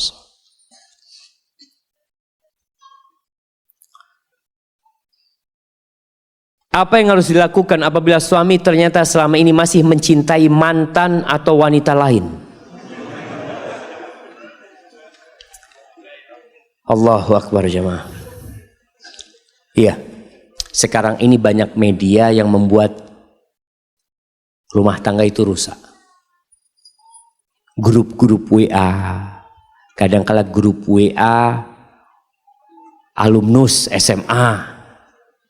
Di situ ada cinta-cinta lama bersemi kembali kadang-kala. Sama-sama sudah punya anak, betul jemaah. Akhirnya bercerai gara-gara semua saling mengadukan pasangan hidupnya. Bagaimana sekarang tugas anti? Membuat suami jadi tidak cinta lagi sama mantannya, melupakan mantannya. Maka anti berusaha untuk memberikan pelayanan yang lebih baik kepada suami. Itu yang bisa kita usahakan sambil didoakan suaminya. Soalnya kalau bicara masalah hati jemaah, subhanallah, Rasulullah SAW pernah menikah dengan seorang wanita yang wanita itu benci sama Nabi Muhammad SAW. Siapa nama wanita itu? Masya Allah. Yang mana ngomong Sofia? Banyak yang ngomong Sofia jemaah. Sofia binti Huyai bin Akhtab. Sofia nggak suka sama Nabi SAW. Dia dinikahin seakan-akan pernikahan itu terpaksa. Lalu apa yang terjadi? Nabi SAW berusaha untuk mengambil hatinya Sofia. Hatinya Sofia ini ada bersama ayahnya yang terbunuh, pamannya, bersama suaminya, mantan suaminya yang terbunuh semuanya. Nabi SAW selalu minta maaf sama Sofia. Fama zala ya'tadhiru ilayya, terus minta maaf, ya Sofia, itu kaummu yang berkhianat, itu bapakmu yang melakukan. Terus diingatkan bahwa yang salah itu keluargamu. Diingatkan Sofia. Hatta dhahabal ladzi kana indi. Kata saya sampai kebencian itu hilang dan berganti dengan cinta dan kasih sayang. Maka tadi anti bagaimana berusaha untuk merayu suaminya, selalu bersolek buat suaminya, dan tidak perlu berbicara tentang wanita itu. Anti nggak perlu ngomong tentang itu aja, karena kalau anti membicarakan hal itu yang ada keributan. Tapi anti berusaha untuk membuat suami itu lupa dengan pasangan dia itu. Hadza wallahu a'lam. Ustadz, misalnya kalau perempuan ditinggal suami meninggal dan memutuskan untuk tidak menikah karena takut tidak bertemu kembali dengan suami yang sudah meninggal, apa diperbolehkan? Jazakillah khairan. Boleh jemaah, asalkan engkau bisa bersabar. Antum bisa bayangkan ujian buat istri-istri Nabi. Istri Nabi itu nggak boleh nikah. Padahal mereka ketika ditinggal mati itu Masya Allah, sebagian umurnya 17 tahun, sebagian umurnya 25 tahun. Itu menunggu puluhan tahun bersabar. Tetap yang namanya wanita wajar dia ada syahwat. Namanya manusia. Tapi itu ujian buat mereka. Kalau anti siap menghadapi ujian itu dan ingin berjumpa dengan suami anti di surga, silahkan, tafadhol, nggak ada larangan untuk hal itu. Kalau itu keinginan anti. Memang ada dua pendapat para ulama. Ketika seorang wanita ditinggal mati sama suaminya lalu menikah lagi, dia itu bersama yang mana? Pendapat yang pertama mengatakan dia berhak memilih kalau dua-duanya masuk surga. Tapi pendapat yang lebih kuat adalah dia bersama suaminya yang terakhir. Oleh karena itu, istri-istri Nabi itu nggak boleh menikah kembali karena mereka adalah istri Nabi di dunia dan istri Nabi di surga Allah Subhanahu wa taala. Barakallahu fikum.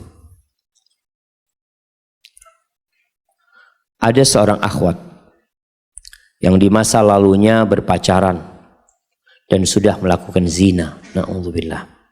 Kemudian akhwat itu sudah bertaubat. Apakah akhwat itu berhak mendapatkan ikhwan yang baik yang sesuai dengan syariat agama Islam? Jamaah, man taba taballah alaih. Barang siapa yang bertobat, maka Allah akan menerima tobat dia insyaallah. Wat taubatu tajubbu ma qablah. Taubat itu akan menghapuskan masa lalu yang lalu. Bahkan orang yang tobat itu bukan dosanya nol, bukan pahalanya nol, afwan. Masa lalu dia yang penuh dengan dosa. Apa kata Allah? Faulaika yubaddilullahu sayyiatihim hasanat. Dosa-dosa mereka yang banyak itu dirubah jadi kebaikan.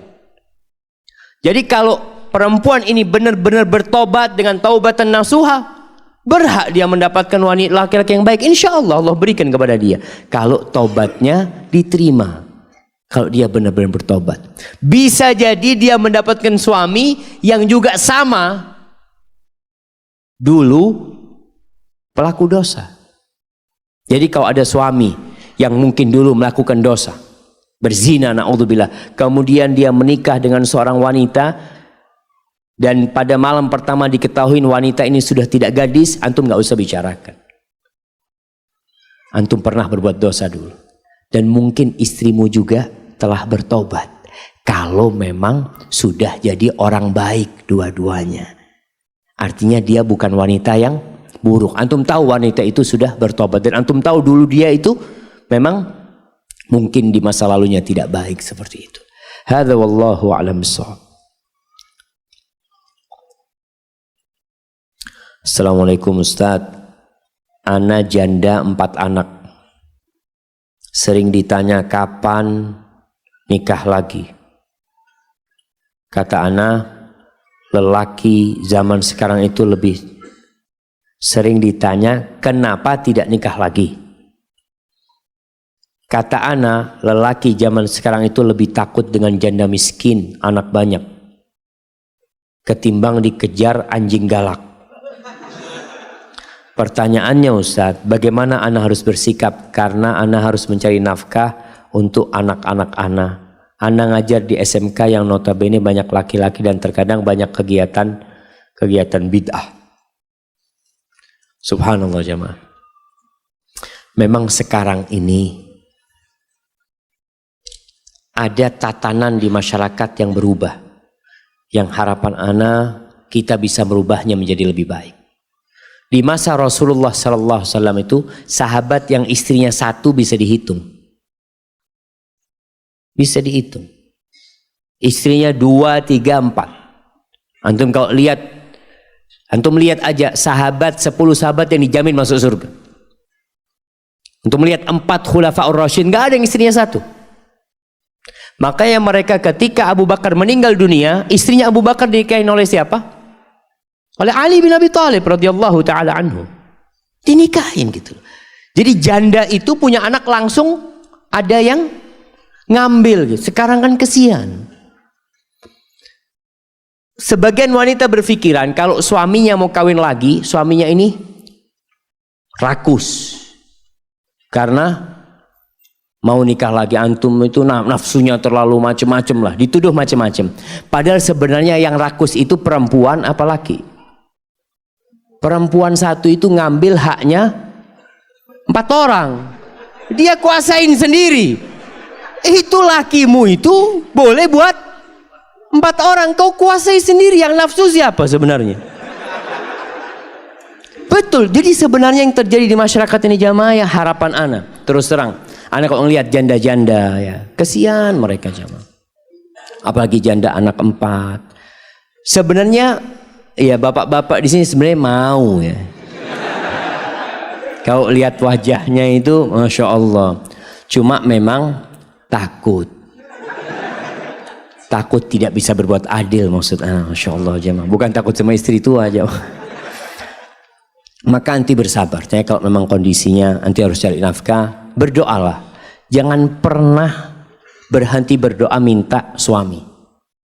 Sekarang ini kalau ada istri wanita jadi istri kedua, apa istilahnya? Pelakor.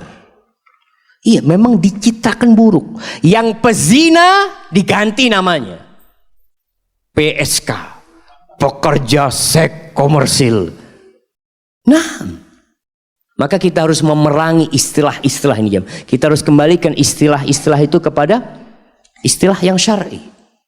Nggak ada lagi istilah bunga nanti. Kita berusaha nggak ada bunga. Istilahnya apa? Riba. Tulis ribanya sekian. Seharusnya kita sampaikan, bang tolong tulislah ribanya sekian, sehingga orang jadi tahu. PSK kembalikan kepada masa lalu supaya mereka bertobat. Dulu PSK itu apa istilahnya? WTS, wanita tuna suzila, wanita nggak beradab, sehingga ada harapan dia bertobat. Dalam diri dia menyandang gelar WTS. Sekarang enggak, gelarnya PSK, pekerja. Apa? Oh saya profesi apa? Maka itu jamaah. Maka harapan anak, ya semoga kita bisa memperbaiki tatanan masyarakat kita dan anti berdoa, minta sama Allah diberikan jalan keluar. Allah berjanji, wa man yattaqillah yaj'al lahu makhrajan wa yarzuqhu min haitsu la yahtasib.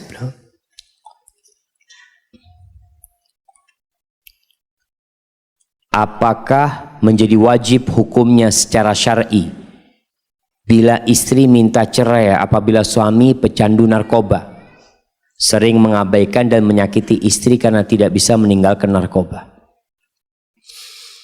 Jamaah, dosa itu ada 2. Ada dosa yang sampai kufur, orang keluar dari Islam, seperti melakukan kesyirikan. Meninggalkan sholat itu diperselisihkan oleh para ulama. Kalau suami meninggalkan sholat, menurut pendapat yang mengatakan dia kafir, berarti nikahnya sudah batal secara otomatis, nggak perlu gugat cerai karena batal sudah. Ketika salah satu dari pasangan itu keluar dari Islam, maka pernikahannya batal. Tapi kalau melihat suaminya masih bisa diperbaikin, mamanya meninggalkan sholat dan kita lihat mungkin pendapat yang mengatakan dia tidak sampai kafir kuat juga, kita masih berharap bisa memperbaiki, maka diperbaiki. Tapi kalau sudah anti melihat nggak mungkin, anak sudah usaha Ustadz, maka gugat cerai menjadi solusi. Supaya apa? Supaya anti tidak terbebani hidup dengan dia. Karena banyak wanita jamaah kadang-kadang nggak mau melayani suaminya. Karena suaminya tidak baik, anak nggak mau melayani suami. Akhirnya kok jadi dosa juga tidak melayani suamimu. Karena posisinya dia tetap sebagai seorang suami. Maka gugat cerai menyelamatkan dirimu dari perbuatan dosa. Dan juga demi anak-anak.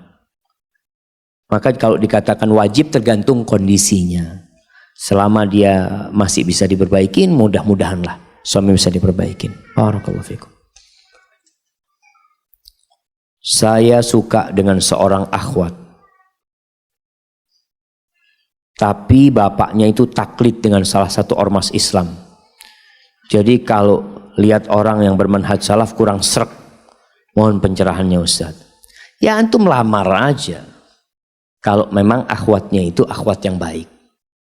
Kadangkala kita perlu menyelamatkan akhwat-akhwat dari lingkungannya, jamaah. Dia sudah baik, tapi karena lingkungannya belum baik, akhirnya dia belum bisa meninggalkan. Artinya dia perlu hijrah dari tempat sana. Tinggal sekarang bagaimana kita menunjukkan kepada orang, kita nih jamaah yang belajar sunnah, tolong tunjukkan kepada umat manusia, bukan hanya dari penampilan belaka. Sunnah itu bukan hanya jenggot dan cingkrang. Sebagian orang itu akhirnya berpandangan buruk karena yang sudah kenal manhaj salaf, yang sudah kenal sunnah ini, akhlak dan etikanya belum sesuai dengan sunnah. Ngomongnya nggak senyum sama tetangga, sok paling benar. Melihat orang nggak salam, ahlul bid'ah. Nggak boleh salam sama ahlul bid'ah. Kadang-kala, ada perkara-perkara yang memang kita lihat manhaj salaf disebutkan kapan kita nggak salam sama ahlul bid'ah. Tapi kapan kita merangkul ahlul bid'ah demi untuk berbagi hidayah kepada mereka. Hajar itu dilakukan, tapi kadang-kala tidak ada hajar. Maka tunjukkan akhlak yang mulia kepada masyarakat. Kalau antum tidak ikut ritual-ritual mereka yang berbau bid'ah, umpamanya, paling tidak antum menjaga hubungan sosial dengan mereka. Sehingga orang-orang itu kalau melihat antum yang sudah kenal sunnah, mereka mengatakan subhanallah, tuh orang-orang yang berakhlak mulia. Antum lihat tetangganya lagi betulin rumah, ya, antum bantu dia. Antum punya rizki, antum beli sesuatu bagi ke tetangga-tetangga. Akhirnya mereka pemikirannya Masya Allah, ternyata orang kalau sudah belajar sunnah ini jadi baik akhlaknya. Harapannya orang-orang dapat hidayah lewat sikap antum. Sebagian ulama mengatakan kunu du'atan wa antum saumitun. Mereka mengatakan, jadilah kalian pendakwah-pendakwah, penyeru-penyeru kepada kebenaran, tapi kalian diam, nggak berbicara.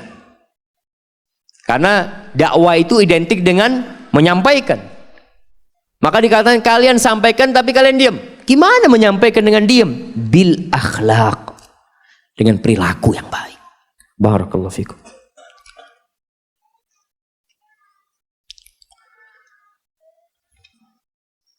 Ada lebih dari 1 juta penduduk Indonesia yang terkena penyakit suka sesama jenis, Ustaz. Antum udah ngitung di mana ini coba? Karena jadi takut cuma 1 juta.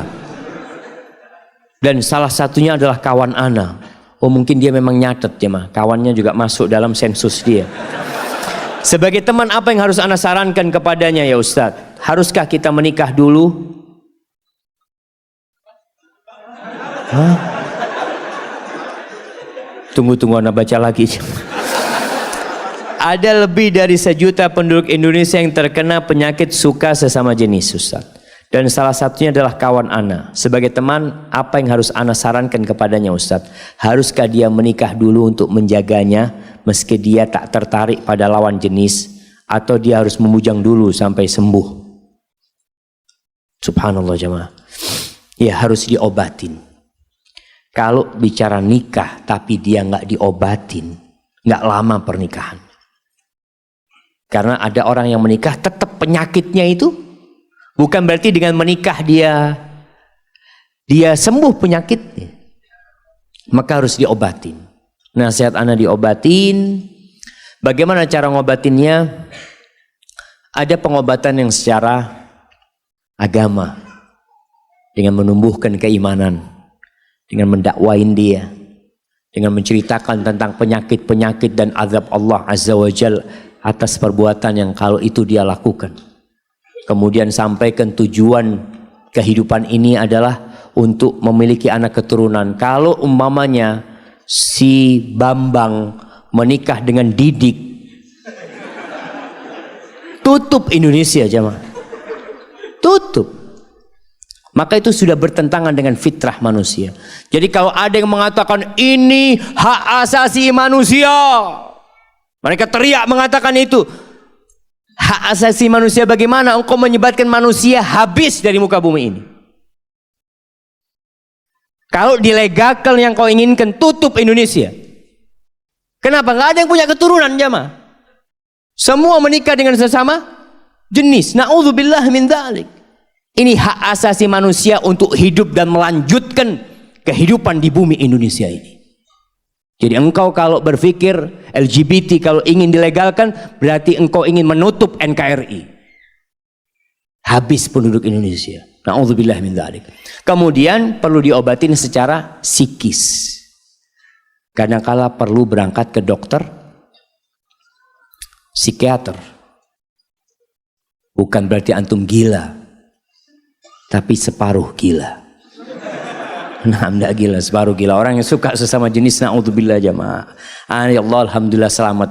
Ada orang itu jamaah, subhanallah, ngelihat perempuan nggak ada nafsu, ngelihat tembok nafsu. Na'udzubillah min dzalik.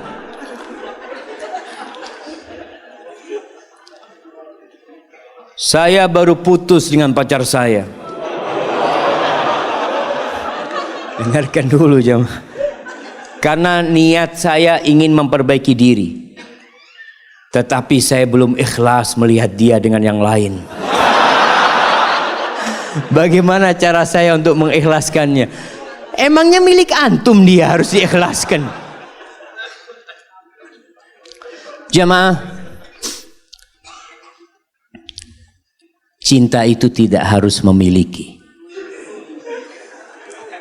Nah, ketika antum melihat orang yang antum cintai bersama orang lain, tapi orang lain itu soleh dan baik, maka antum akan bahagia. Ini bicara pernikahan. Kadang-kala antum cinta sama fulana, subhanallah, ternyata fulana dilamar oleh laki-laki lain dan diterima laki-laki itu. Maka seharusnya antum berbahagia karena pasangan hidup antum mendapatkan suami yang lebih baik dari antum. Terus kalau pacaran ini nggak ada bicara ikhlas, bagaimana cara mengikhlaskannya jamaah? Karena memang yang pertama antum harus bersyukur kepada Allah telah selamat dari dia. Sekarang antum perlu memperbaiki diri antum. Memohon ampun atas dosa-dosa yang pernah antum lakukan mungkin bersama dia. Terus kalau antum memang masih sayang sama tuh perempuan, kasih nasihat itu perempuan. Kasih nasihat. Nasihatnya untuk menjadi wanita yang lebih baik, bukan pacaran. Dan sekarang jemaah, kalau kita bicara pacaran, kenapa pernikahan yang dengan pacaran itu banyak masalah? Karena kadang-kala suami itu berpikir, nih istriku mungkin pacaran sama orang lain juga. Mungkin belum sama aku, dia sama yang lain. Si istri pun seperti itu. Sebagaimana laki ini pacaran sama aku, mungkin dia juga pacaran sama yang lainnya. Dosa itu melahirkan dosa. Maka tugas antum adalah bertobat, mohon ampun kepada Allah SWT, dan tutup mata antum. Jangan cari tahu tentang fulana. Kecuali kalau antum ingin kasih nasihat. Terkadang antum masih ikut di Instagram dia. Terkadang jadi follower dia, ikut dia foto sama siapa, ini itu. Akhirnya antum tetap melakukan dosa dengan perbuatan itu. Maka antum kasih nasihat dia, sampaikan. Setelah itu doakan semoga dia dapat hidayah. Barakallahu fikum. Ustadz, bolehkah anak akhwat membatalkan khidbah karena alasan sang calon suami ternyata masih suka berhubungan dengan akhwat lain? Alhamdulillah. Antum gugat cerai aja boleh, apalagi masih khidbah. Iya, artinya kalau sang suami ini na'udzubillah ya selingkuh umpamanya. Nah, bukan nikah lagi jamaah. Karena bicara selingkuh ini kadang-kala orang mengatakan menikah lagi dengan bahasa selingkuh. Nikah lagi itu halal, bukan selingkuh. Tapi kalau mamanya si ikhwan ini suka berhubungan dengan akhwat lain, berarti kan memang secara agama dia nggak baik. Maka kalau dibatalkan, anda rasa sebelum menikah lebih baik dibatalkan. Kalau sudah ada maharnya yang dimasukin, ya balikin maharnya, minta maaf seperti itu. Mungkin belum jodohnya. Barakallahu fikum. Nah, istri selalu puasa sunnah.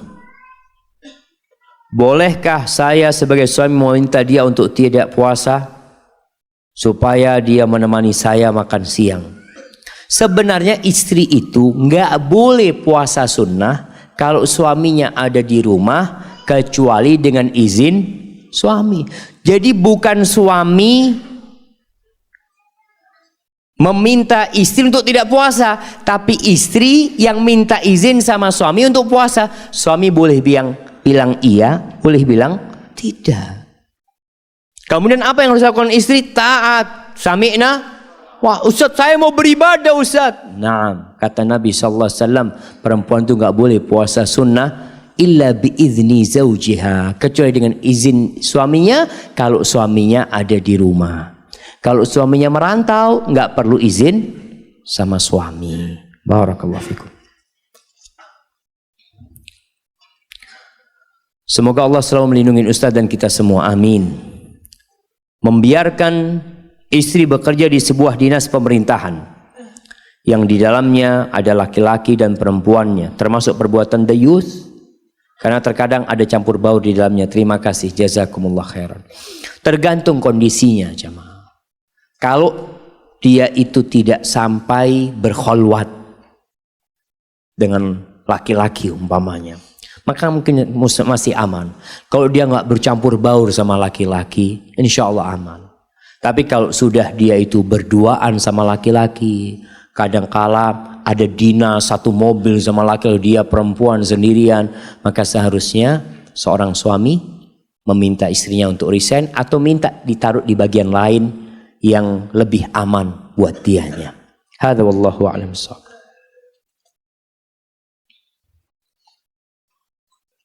Nabi Nuh dan Lut alaihi wassalam tetap bersama istri mereka yang kufur sampai kematian. Nabi Ismail mentalak istrinya atas saran ayahnya.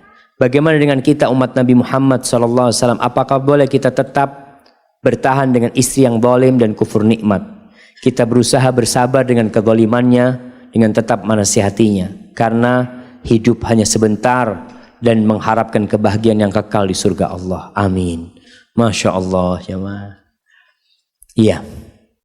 Pernah seorang alim ulama, Masya Allah, ulama terkenal ini, didatengin sama sohibnya ke rumahnya. Waktu temennya, alim ulama juga ini, sampai rumahnya, dia lihat istri tuan rumah ini kurang ajar. Ngomongnya kasar ini itu. Ditanya sama tamunya ini, kenapa engkau nggak ceraikan dia? Kata dia. Aduh, aku mau sabar, kata dia. Mungkin istriku ini azab atas dosa-dosa yang aku lakukan. Takut kalau aku ganti istri nanti lebih buruk dari yang ini istrinya, kata dia. Enggak, sudah. Aku tahu ini, sudah aku sabar, kata dia. Artinya diperbolehkan. Seorang suami bersabar boleh dan itu lebih baik. Allah Azza wa Jalla mengatakan wa ashiruhunna bil ma'ruf fa in karihtumuhunna fa'asa an takrahu syai'an wa yaj'alallahu fihi khairan katsira. Kata Allah, pergaulilah istri-istri kalian dengan cara yang patut. Kalau kalian benci sama istri kalian, ceraikan mereka? Enggak. Sabar engkau menghadapi mereka. Bisa jadi yang kalian benci itu di balik sana ada banyak kebaikan yang Allah sediakan di sana. Maka buat antum bersabar nggak apa-apa ya, Ma. Tapi bercerai itu juga diperbolehkan.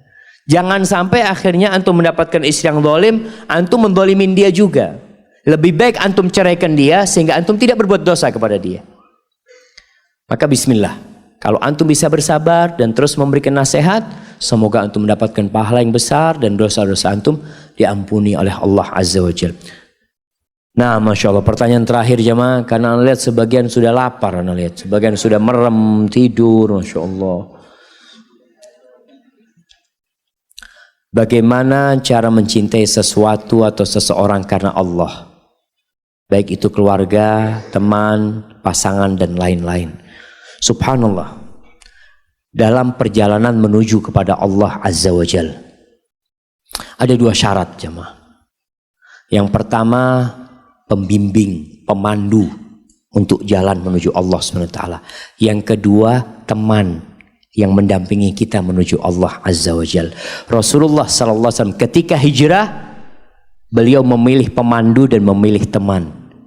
Pemandunya dipilih pemandu yang handal, yang tahu sama jalan-jalan menuju ke kota Madinah.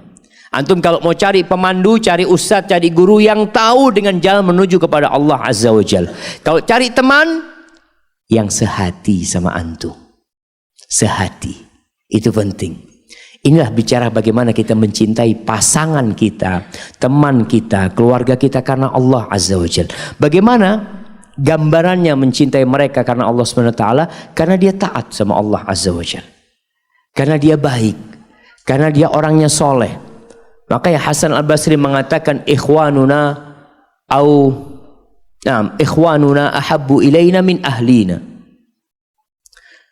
Saudara-saudara kita, sahib-sahib kita, itu lebih kita cintai daripada keluarga kita. Kok bisa seperti itu? Ikhwanuna yudzakkiruna bil akhirah. Karena saudara-saudara kita itu, teman-teman kajian ya, sahib-sahib itu mengingatkan kita kepada akhirat. Wa ahluna yudzakkiruna bid dunya. Tapi kalau keluarga selalu mengingatkan kepada urusan dunia. Jangan lupa besok kerja ini, urusan dunia. Urusan akhirat kadang-kadang tidak mengingatkan. Jadi mencintai seseorang karena Allah adalah karena dia dekat dan dicintai Allah Subhanahu wa taala. Allahumma inna nas'aluka hubbak wa hubba man yuhibbuka wa hubba kulli amalin yuqarribuna ila hubbik. Hadza wallahu a'lam bissawab. Sallallahu ala nabiyyina Muhammadin wa ala alihi wa sahbihi wasallam. Wassalamu alaikum warahmatullahi wabarakatuh.